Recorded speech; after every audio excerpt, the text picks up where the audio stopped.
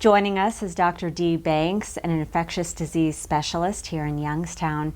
Give us an overview on what the last couple months have been like with the pandemic and how it's changed your work. Well, it's been, there are just no words. I don't think we had any idea of the impact that this virus was going to have on us. You know, we always think that something, we started hearing about this virus in China in December, but like a lot of other infectious diseases, I don't think we really extrapolate that to the severity of it happening with us. And we've only really been in this for about 4 months, and when patients started to come into our hospital, I started likening it to working in and for many of my colleagues who were first working with them before I got involved, but we were all on group text, and I was sort of tangentially involved initially. It's like working in a field hospital, a MASH unit. Patients were coming in through the emergency room, sick. It was a new virus. The doctors didn't know. You had a lot of doctors involved, the emergency room doctors, the critical care doctors, the pulmonary doctors, you had infectious disease doctors, you had the respiratory therapists, you had the anesthesiologist who had to intubate all these patients. So everybody was involved in a lot of the decision making, but you didn't quite have an idea what to treat them with because, again, it was a new virus, and this is where people started to get more information from the areas where it had been before it got here. Washington State, then of course China, Italy.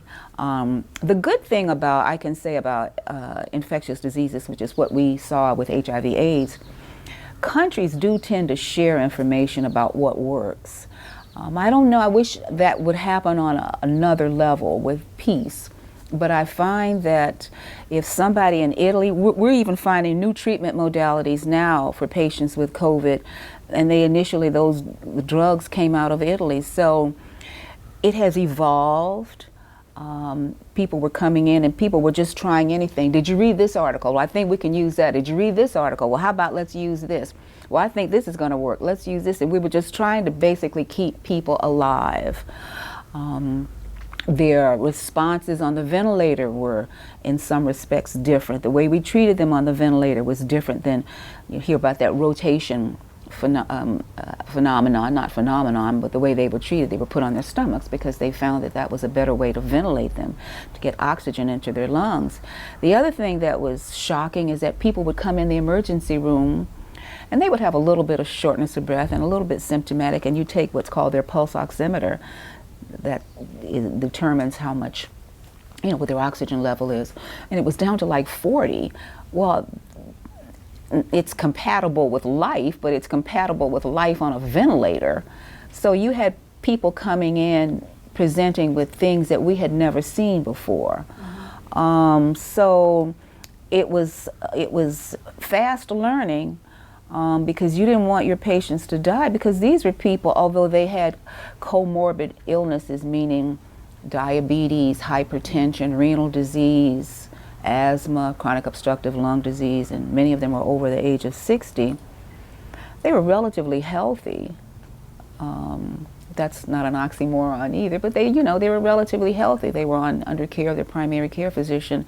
They might have been bouncing their grandchild on their knee 2 weeks before, and now in an intensive care unit, and now on a ventilator and dead in another couple weeks. Do you think that a vaccine is on the horizon and that really is nothing is really going to go back to normal until that is approved? I have every faith that we will have a vaccine for this. I don't know when, because they're in clinical trials now. And remember, you don't want to rush out there with a vaccine without testing it, a large number of people, and making sure that there are no side effects.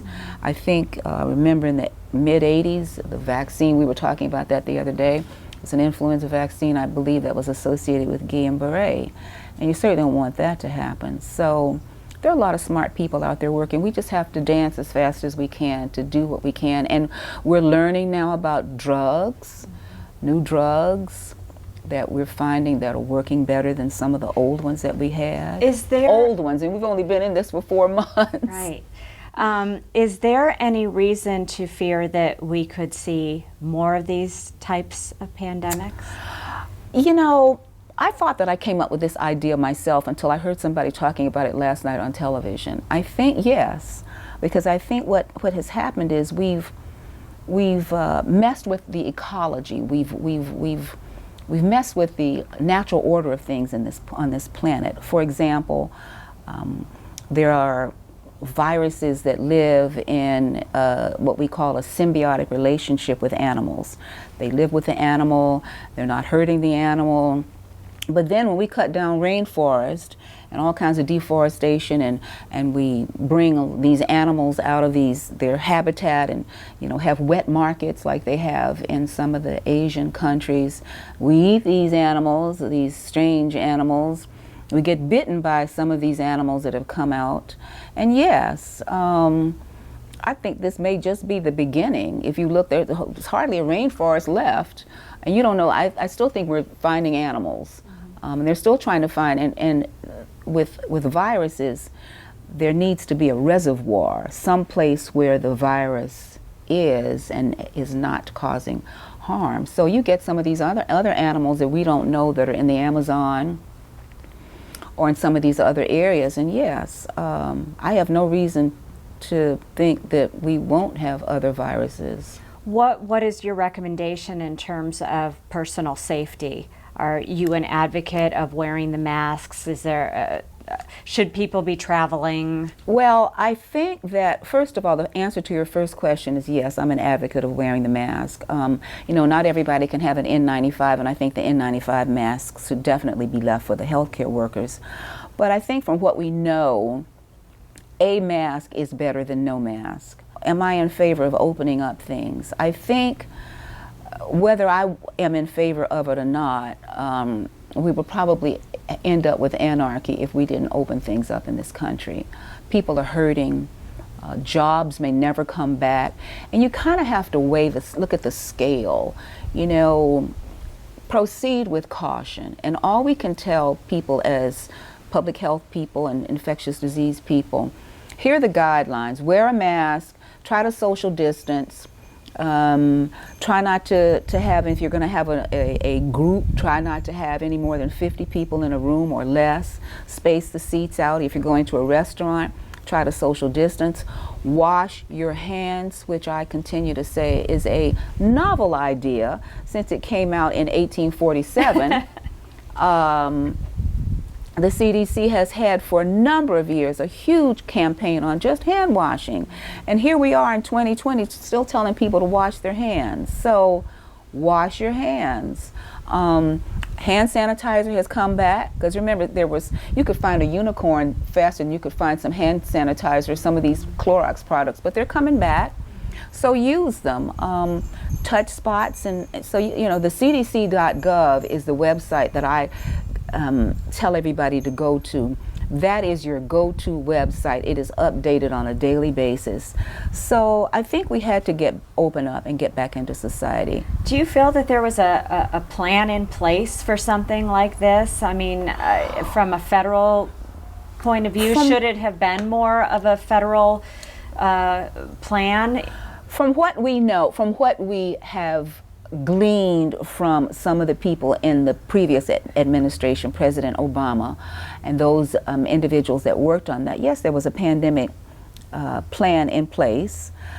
I don't know, and I don't know that they knew that it would be of the severity of a coronavirus, but they knew that there was going to be some infectious diseases, because there had been SARS and MERS and even Ebola. I mean, these viruses had come, and the Congo was, you remember 4 or 5 years ago when those 3 countries, Guinea and Sierra Leone and can't think of the name of the third country, Liberia, were devastated by Ebola.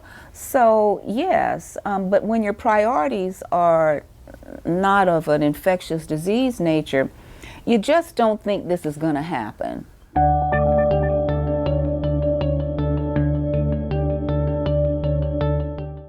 Built for the 21st century American workforce, Eastern Gateway Community College has 2 campuses and is a national leader in online learning. EGCC.edu is a digital gateway where 30,000 students are quickly transforming their financial futures through degrees, certificates, transferable credits, and higher paying jobs. And now, residents of the Mahoning Valley can enroll in summer classes for free. It's the EGCC Summer Guarantee. Eastern Gateway. America's new workforce starts here.